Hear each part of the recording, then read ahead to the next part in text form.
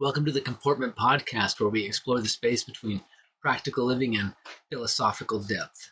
In this episode, I'm joined by my friend Phil for a raw and thoughtful conversation about the limits of language and the freedom found in letting go of academic jargon. We talk about what it means to be congruent and how stories can reveal more than definitions. Why showing up authentically can feel both cliche and profound. Phil brings insights from thinkers like Martin Buber and Michael Tomasello, but it keeps it grounded in the day-to-day challenge of being a human who wants to grow, connect, and live meaningfully. Let's jump into it. Sorry, how you doing, man? Oh, it's all good. Oh, I'm doing all right. A little frantic today, but as has been the case during this whole move, but made it. Your How are you doing? landscape looks great.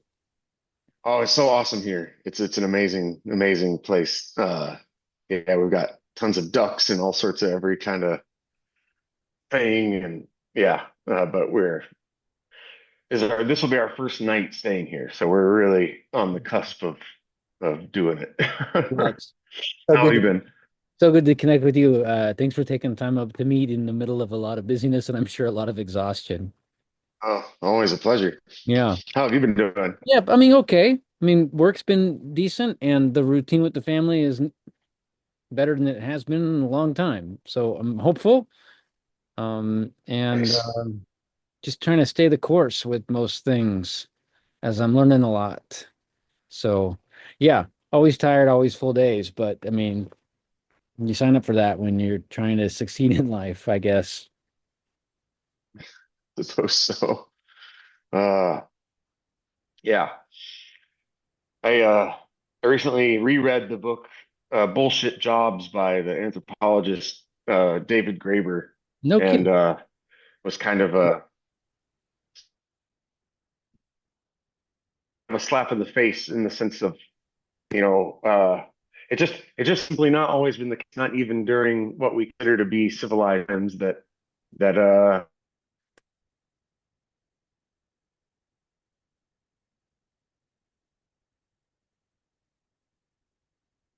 Bill, we're breaking up, buddy. here you are. Now I can hear you. All right, real good. All right. I think we're solid. Okay, Sorry about that. not at all. First day, man. Yeah. Yeah. So it goes. So I'm intrigued by your comments in our prep chat about being practical when we're working with people and just to like really road test that concept just to see how straightforward we can be. Is that kind You of know, what you were saying? yeah, I mean, it's as I was reading your words, Mm-hmm. none of them seemed struck me as inaccessible, but the thoughts they inspired were like, I find myself so tethered to the lineages that I've been trained in and that I've studied, and I immediately want to relate things back there. Or, if I see like a keyword, like the way you're using congruence, for example, it's like it's clear to me that there's a tradition behind this particular use of this word, and I want to explore that tradition, but I also am trying to resist this urge, or get the sense that the what is meaningful and practical and interesting about it is not reducible to the history of its use in this particular way. It's what we actually are meaning, and what sort of lived experience and reality we're trying to direct our attention to with this word. And so just as I felt my own impulse to sort of try to relate things back to the lineages that I've studied and everything, I at the same time felt that nagging opposite feeling of no, maybe not, maybe don't try to do that. Not just to make it more accessible to people, but to kind of get outside of the cage of those uh, the way that shapes my own imagination and the way I relate to the ideas myself. Um, and so, yeah, I guess the challenge as I'm imagining it is to think like, if I didn't have prepackaged words to describe this, to a complete stranger who was completely, Yeah. uninitiated, Right. then how would I even go about it? What am I really trying to get at here? But as I read your words, my mind accepted it quite easily, or it was not stumbling on it. But I kind of feel like we're weird And I say we Yeah. being any of us who are users of particular language traditions Yeah. are weird to people who are not. And yet we all do just speak English. How do we bridge this gap? I find when I use tools to simplify my writing into more accessible language, I get reduced to such cliche like memes, basically, that are super understandable, but they're also like it's like uh elementary stuff that I wouldn't normally be caught saying, which is like be true to yourself. Right. I mean, like that's good advice, no doubt. And actually, that is what I think congruence means from Rogerian psychology in the late 70s. But I wouldn't, I mean, maybe it's like I want this fanfare of speciality that I can sell to look smart for my own self-satisfaction. And like that's really the game I'm playing, not actually like trying to influence others. I'm just trying to make myself feel good while I go about my day by being better than everybody else. It's tricky because I definitely, I mean, we can play both games at the same time, right? It's just Hmm. what I mean, I want to feel smart. I guess my ego's been constructed at this point so robustly in that direction that I wonder what would have to happen Hmm. to not feel smart. But but my goal when I relate to others is not simply, I don't. That's more of in my self relationship that I want to feel smart. But when I relate to others, I want to actually connect. And like I guess something that struck me in your bullets is I do think that behind any of these words and behind any of these values and assessments is or are the stories.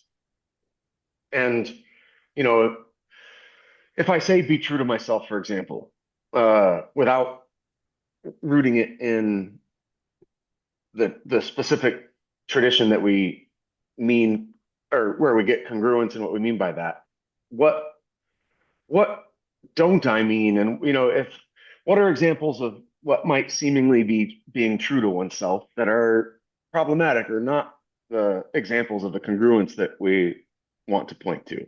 What is it just asks when we say be true to yourself, it just begs so many other questions, raises so many other questions, right? Like, well, who am I? What, all the deep, big questions of philosophy just kind of pop out.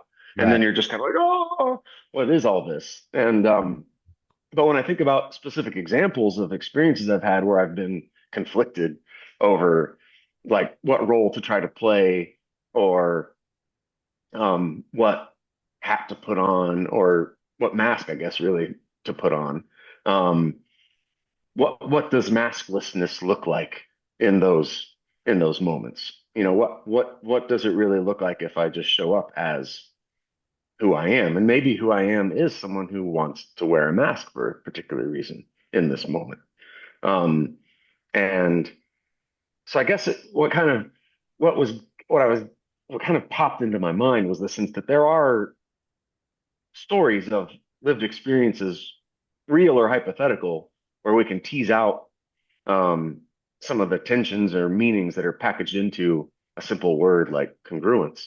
And maybe by it's, I guess not by just playing a different language game or abandoning the particular language game that we're playing, but just contextualizing it in narratives that speak to shared experiences. I don't think I hope it's not a problem to want to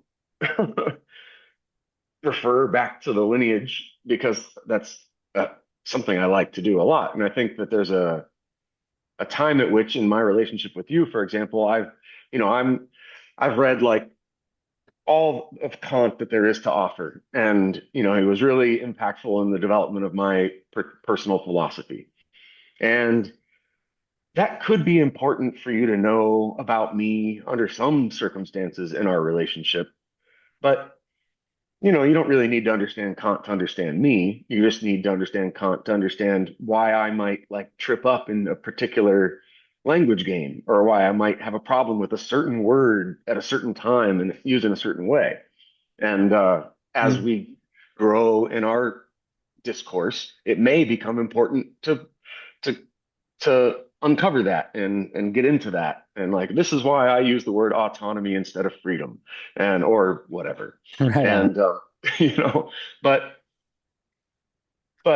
it outside of the context of that relationship, do those meanings matter as much? Maybe, I don't know. I guess I don't wouldn't want to.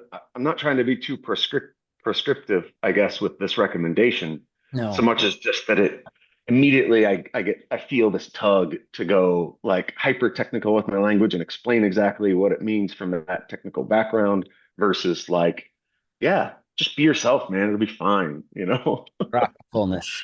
Uh, yeah. So Uh, what you were going you started earlier about like how some of this language will then, if you go down the technical sense, make other accessible questions or make other questions accessible to you around like the bigger questions like the meaning of life or why and things like that. And so like curious now about both going back to the practical terms, of and I'll just ask of all of the philosophy or all of the ways of being or all of your life experience, what are like some of the most helpful things? And I ask that because it's like as I hear you talk and I'm thinking about these frameworks and like how I promote them and why I promote them, and it's really on the self-discovery method or means of like wanting to be a better human or wanting to be the most I can be. And so like I found these things that I'm hungry for because I'm succeeding with them and for myself, and I want other people to succeed with them for themselves as well. yeah, yeah. So, boy, you want me to answer this question right now? I I will would love try. to hear your answer. Yes.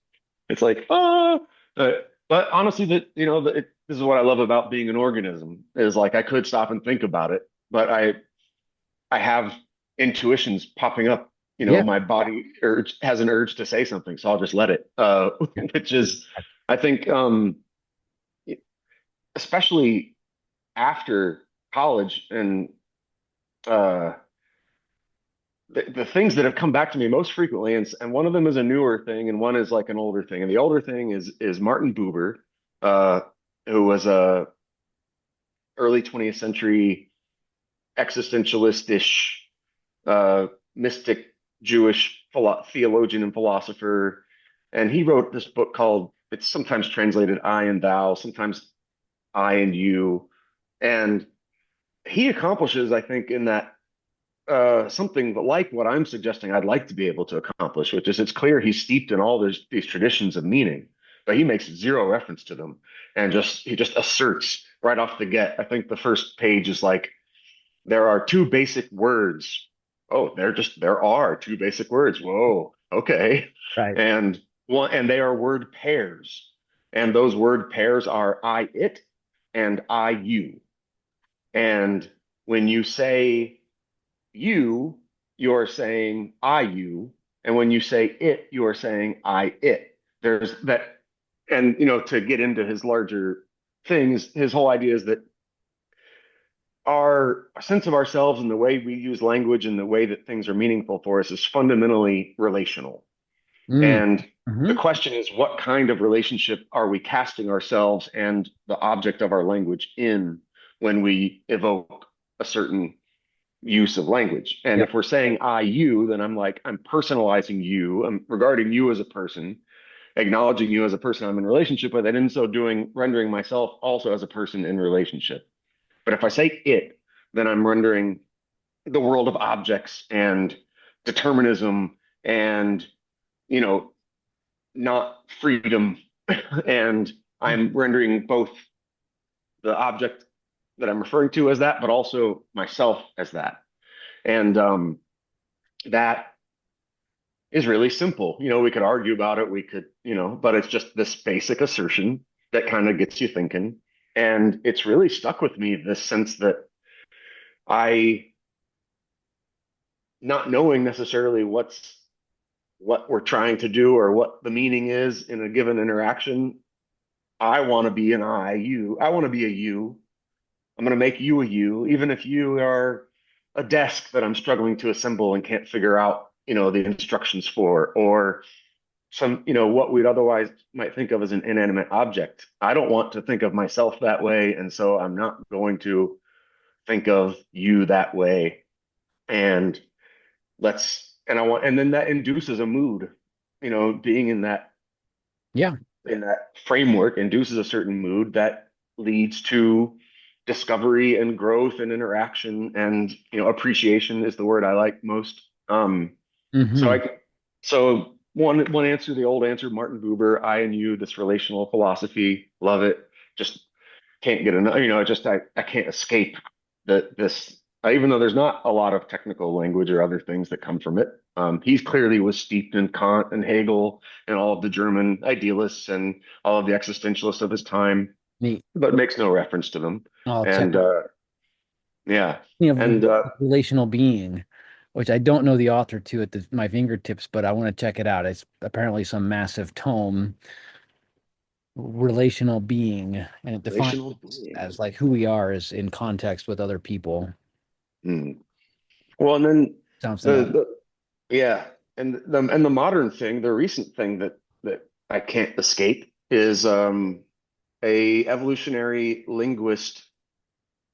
Is that fair to say? I don't know. Words, whatever. He's a scientist, evolutionary psychologist who focuses on the development of language in evolutionary terms, and specifically focuses on how humans use language differently from our closest primate ancestors Oh, or relatives. Because we all use gestures and different types of, attention directing mechanisms. But his big upshot, or his big discovery, was the realization that the unique way that humans use language as compared to other apes is that we are, and it comes down to lots of things, like the fact that we have whites of our eyes, so it makes it easy for me to tell where you're looking. That the fundamental function of language is to direct shared attention, and that when humans share attention, they are able to share intention, and cooperation just happens. And the big takeaway being that language should not be understood as something we use to transmit information. Information can be transmitted through it, but only because I've successfully directed your attention in a way that allows you to collect that information. And I find this a fascinating and sort of unifying thought as I think about all these different linguistic construct things. And I want and to get. his name is Michael Tomasello.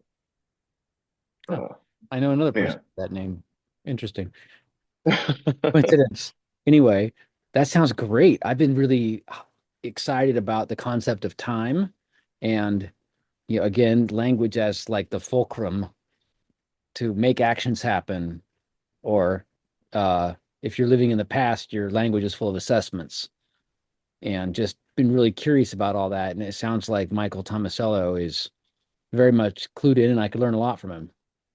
He's part of this whole group of like neuroscientists and evolutionary psychologists who are, not really making reference to a lot of these other traditions at all, maybe because they don't know, but really they're just, coming at the whole problem from a different level, looking at it just like observing the organism and trying to understand how it works. And Mhm. then, surprise, surprise, a lot of the ontological traditions and philosophical traditions that we're steeped in end up coming to conclusions that fit with these biological observations. And it kind of it's as if we're all coalescing on this beautiful future in which a lot of these insights may become like commonplace, like no duh, of course. Of course it works that way, Like, why would we ever have thought that language was a way to transmit information? That's just silly. Uh, Uh, there's a lot of people though that don't know about linguistic action. I mean, just the stories you mentioned, how all these comments have a context. Boy, there's we're 10,000 to 1 here on fighting the uphill battle on group enlightenment, I feel. it is true. It is true. But I don't know. I think it feels exciting though. and I think we can do something interesting in that Yeah, domain. for And sure. I personally, as I've, done the various different things and talked to people from different backgrounds, it's clear we're not all off on some crazy isolated journey that can't make sense to other people, right? It's like we are humans. We are doing human stuff. Mm, It's fundamentally understandable and accessible to humans. It's just we have hyper individualized existences that mm, where we get really caught up in the particularities of our experience, and it's harder maybe now than ever to see the common ground we share with our fellow humans. mm. And so we all feel like weirdos, as I was saying, Well, And with that, I better say goodnight and say thank all you right. and share the weird space with you, Phil. It's really nice to spend it with you. I appreciate that, and I feel the same, Matt. And sorry again for my tardiness today, No, no, but no. looking forward to smoother sailing going forward. You bet. We'll catch up again soon. Sounds good. Have a good night, Matt. You too. Bye for now.